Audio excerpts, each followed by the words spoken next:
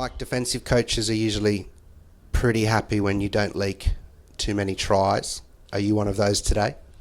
I'm happy because we've won. I Yep. think you know the end goal of winning is all that counts. Whether we concede one or four tries, it's about the team overall, and we put in a great performance today in a quarter final to get to a semi. So we're excited about that.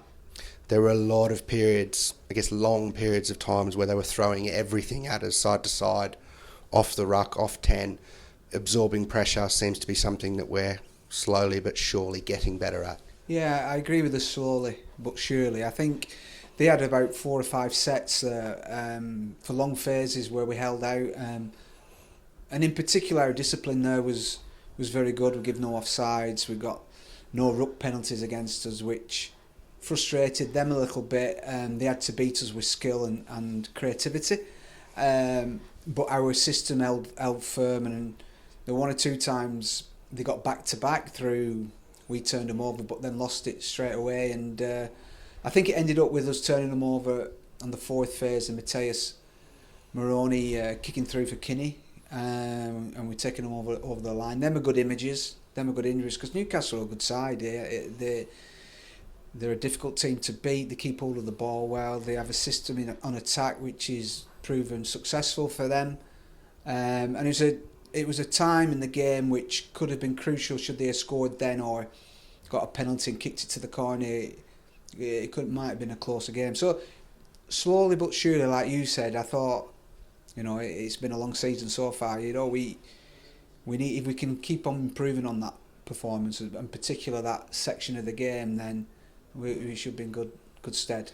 Do you change anything in knockout rugby versus league rugby when you're not looking to concede 4 tries or you're not overly fussed by that? Is anything change? No. Nothing to be fair. You build the week up, might be a bit different because it's a semi-final or something, but you build it up and prepare just like you would do any other game.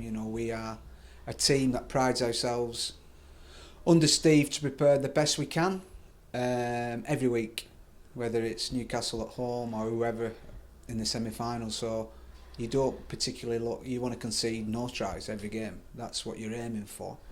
We've not achieved that yet, but there's been some good signs along the way. The general mood in the change room post-game then was, right, on to Bath. I mean, you win a quarter-final at home, and yes, there's no fans in, and it'd be great to share that with them, but you've been around long enough to know there seems to be an immediate switch at full-time, right, next job. It's not just talking in cliches, is it? Yeah, and I think that's the one thing Steve's brought in is the next job, and staying humble, keeping our feet on the ground. I think we've won, 5 or 6 out of 6 or 7 games now, but it doesn't really mean anything, only that it shows the fans that we're on the right journey, I suspect. We're getting a fantastic pack together who are tough. The maul and scrum in particular are going very well, but if we relax for 1 minute, we know we're going to get turned over by a very good Bath team who are same as us, are putting some performances together, especially the pack. So the one thing that excites me though, Sam, is we can potentially go to the end of the season with a very our best side, if you like. We've got the internationals back now. I know we might have to rest 1 or 2 along the way, but invariably we can pick our best team. We're not hamstrung by that. The more times them play together with the other guys, the better we're going to be. So yeah, it's looking good for the rest of the season. Finally, proud dad moment. Game number 100 for George for Leicester Tigers. I mean, he's ticked off a hell of a lot of milestones in a career. He's still young. I'm not saying he's old. He's got an old head on him, but we can talk about that another time.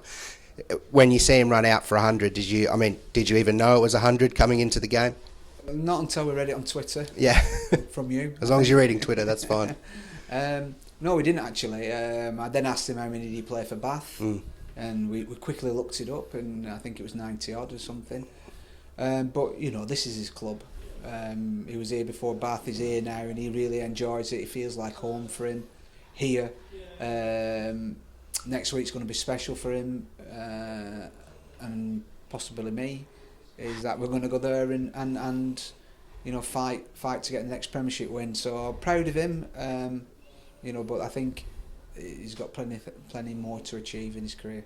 I've got to ask you just quickly, it's probably the most pressure he's had on him from the blokes coming up behind him in terms of the way Johnny's performing and the way Zach was performing when he was in the shirt. Yeah, for sure. We're getting a real good squad together.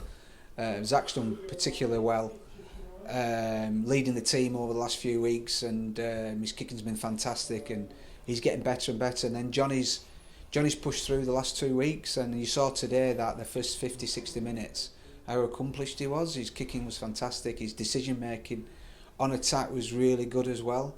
So yeah, to have that strength and depth, in particular that position as well, is great for us. We can make choices now. Thank you, mate. Thanks, mate.